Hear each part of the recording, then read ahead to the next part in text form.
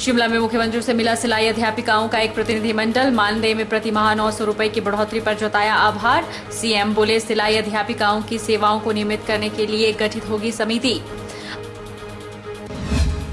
Akhil Bharatiya Congress committee अल्पसंख्यक विभाग के राष्ट्रीय अध्यक्ष बोले ओबीसी वर्ग से अनदेखी कर रही भाजपा सरकार।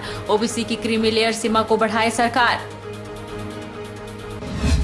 घरों में निकल रहे पानी की जांच करने हाइड्रोलॉजिस्ट की टीम पहुंची बिलासपुर। शहर के विभिन्न स्थानों पर निरीक्षण करने के बाद डीसी को सौंपी रिपोर्ट। बताया 2 दिन में बड़े तापमान के चलते घरों में हुआ है रिसाव।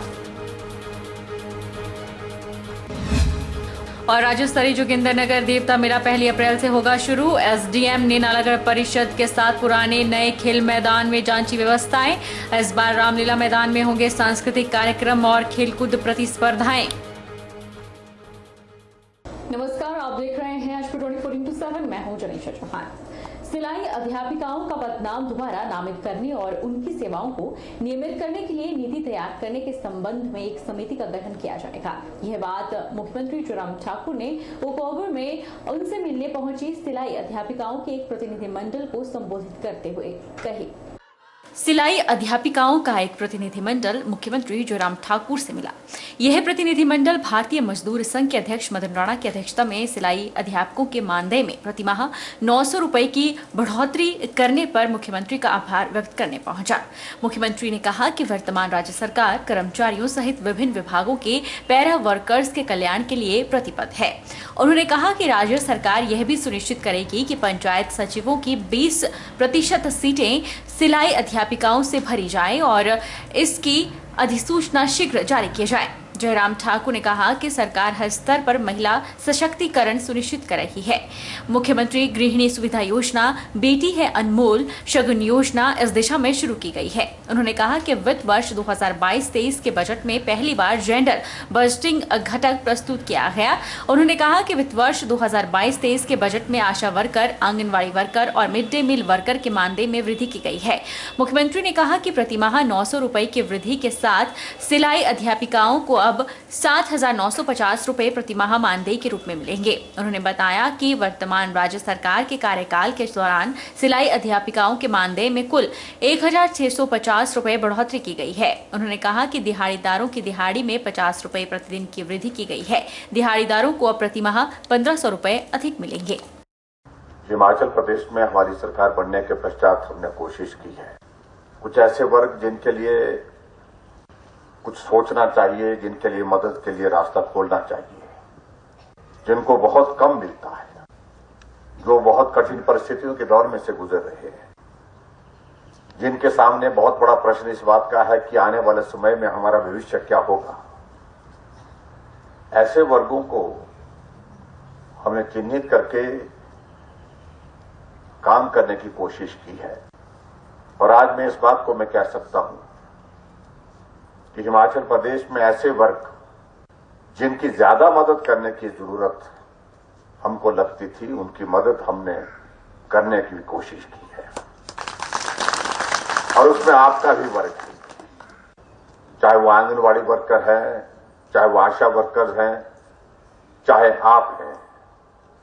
और आपके लिए भी मुझे लगता है कि खासतौर से इस वर्ग के लिए भी शायद मेकल में 900 रुपए की बढ़ोतरी आज से पहले कभी एक साथ एक बजट में नहीं हुई है। और मुझे इस बात की भी खुशी है कि धीरे धीरे बढ़ाते बढ़ाते हम आपको 8,000 रुपए प्रति माह का आपका जो है वो मानदेय पहुंचाने की स्थिति में होगा। हिमाचल विश्वविद्यालय के वीसी सिकंदर कुमार को भाजपा द्वारा राज्यसभा के लिए उम्मीदवार घोषित किया गया है। कांग्रेस ने वीसी पर बैक डेट में तबादले करने के आरोप लगाए हैं। कांग्रेस अध्यक्ष कुलदीप राठौर ने आरोप लगाते हुए कहा कि विश्वविद्यालय के कुलपति रहते हुए कांग्रेस विचारधारा से संबंधित लोगों को बैक डेट से बदलने में लगे हुए हैं। इसको लेकर काफी ज्यादा शिकायतें आ रही हैं। उन्होंने कहा कि सिकंदर कुमार राज्यसभा जा रहे हैं, ऐसे में उन्हें इस तरह से कार्य नहीं करना चाहिए। हिमाचल प्रदेश विश्वविद्यालय के वाइस चांसलर उन्हें भारतीय जनता पार्टी ने उनका चयन राज्यसभा में जो सीट खाली हो रही है भारतीय जनता पार्टी के प्रत्याशी के रूप में किया है, तो ठीक है, मैं उनको बधाई देता हूं। लेकिन जिस तरह से विश्वविद्यालय से लगातार शिकायतें आ रही हैं कि वो बैक डेट में ऑर्डर करें स्थानांतरण कर रहे हैं और जो कांग्रेस विचारधारा के लोग हैं उन्हें जो है लगातार निशाना बनाया जा रहा है। और मैं ये भी कहना चाहूँगा कि नियुक्तियों को लेकर जो गड़बड़ी विश्वविद्यालय में हुई है, ये मामला हम छोड़ने वाले नहीं। इस मामले को भी हम आगे आने वाले वक्त में पुख्ता प्रमाणों के साथ, सबूतों के साथ पेश करेंगे, जनता के बीच में लाएंगे और आने वाले समय में जो भी उपयुक्त कार्रवाई होगी वो हम करेंगे। मेरा तो यही निवेदन है वाइस चांसलर महोदय से कि अभी वो यूनिवर्सिटी के वाइस चांसलर हैं, जब तक वो सांसद नहीं बनते तब तक वो विश्वविद्यालय में इस तरह का कोई भी ऑर्डर ना करे। इस तरह का कोई भी जो जिस तरह से कहा जा रहा है कि वो ऑर्डर्स करें जिससे आने वाले वक्त में जो है उन्हें परेशानी का सामना करना पड़े। चुनावी वर्ष में कांग्रेस पार्टी ने संगठन को चुस्त दुरुस्त करने का काम शुरू कर दिया है। इसी कड़ी में अखिल भारतीय कांग्रेस कमेटी अल्पसंख्यक विभाग के राष्ट्रीय अध्यक्ष कैप्टन अजय यादव ने प्रदेश कांग्रेस ओबीसी विभाग की शिमला में एक बैठक की और ओबीसी वर्ग के लोगों को जागरूक कर केंद्र और प्रदेश सरकार के खिलाफ अपने अधिकारों को लेकर लड़ने की रणनीति तैयार की। कांग्रेस पार्टी अल्पसंख्यक विभाग के राष्ट्रीय अध्यक्ष ने केंद्र सरकार पर अन्य पिछड़ा वर्ग के लोगों के अधिकारों को खत्म करने के आरोप लगाए और कहा कि केंद्र सरकार ने ओबीसी आरक्षण के लिए क्रीमी लेयर की सीमा को 8 लाख से घटाकर 6 लाख कर दिया है। साथ ही इसमें कृषि आय और सैलरी को भी जोड़ दिया, जो कि सरासर गलत है। सरकार तुरंत इसकी सीमा बढ़ाए और कृषि आय और सैलरी को भी इससे बाहर करे। इसके अलावा शिक्षा के क्षेत्र में ओबीसी का बैकलॉग शून्य हो गया है, जिसे सरकार भरने की कोई कदम नहीं उठा रही। महाराष्ट्र और मध्य प्रदेश में पंचायती राज में ओबीसी का आरक्षण खत्म कर दिया है, जो ओबीसी वर्ग के साथ अन्याय है। कांग्रेस ओबीसी विभाग इसको लेकर सरकार के खिलाफ आंदोलन की रणनीति तैयार कर रहा है। प्रधानमंत्री मोदी जी अपने आप को बैकवर्ड क्लास के समाज से आने की बात करते हैं, लेकिन जितना भेदभाव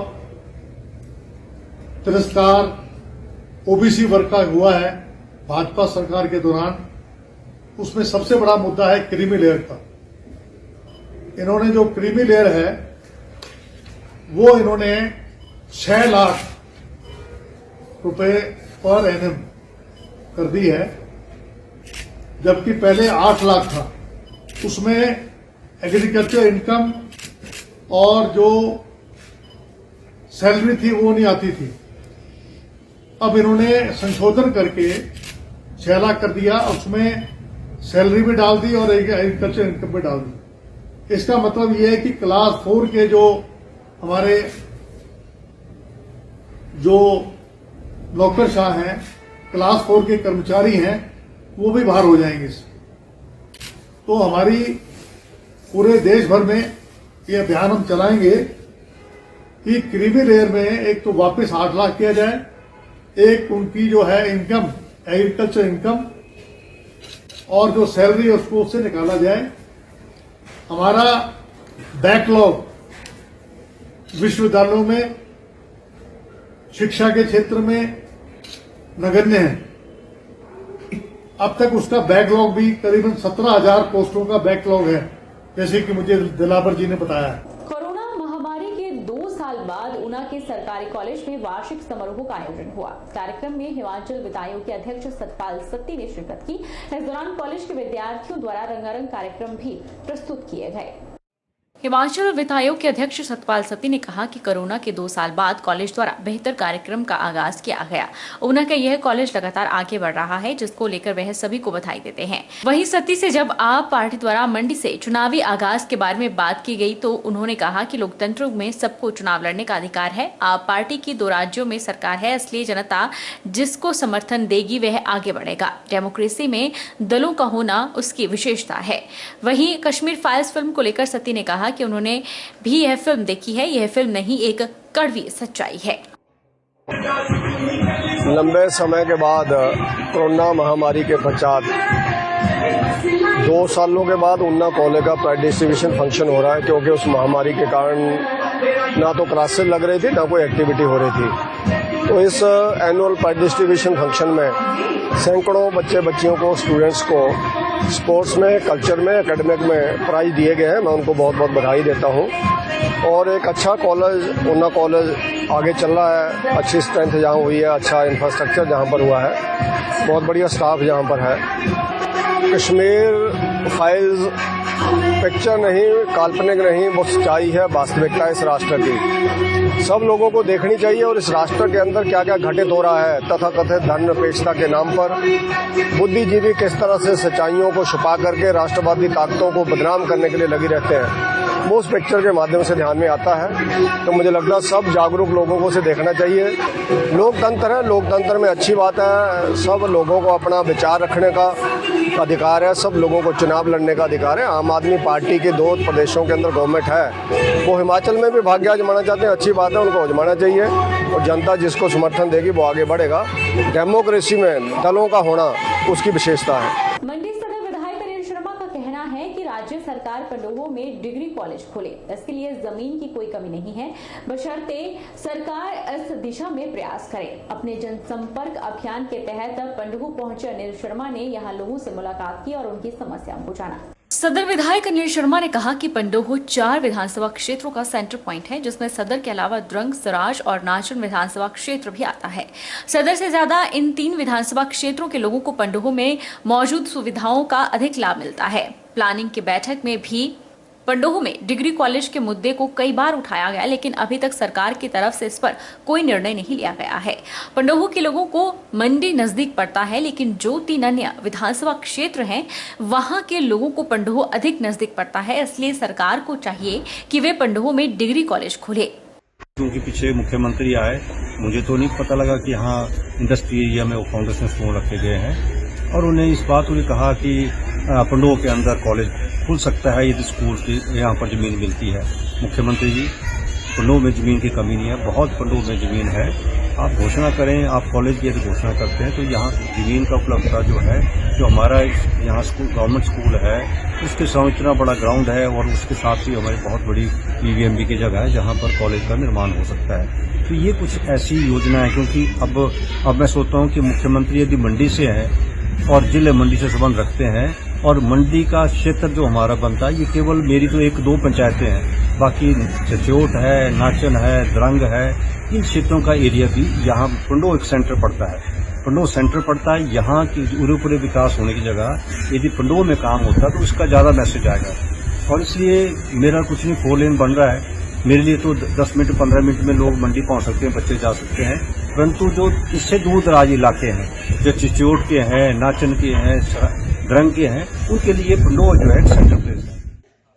विधायक अनिल शर्मा ने कहा कि पंडोह बाजार में बीबीएमबी के माध्यम से स्ट्रीट लाइटें लगवाने का प्रयास किया जाएगा, वहीं लोगों की सुविधा के लिए यहां सामुदायिक भवन भी बनाया जाएगा।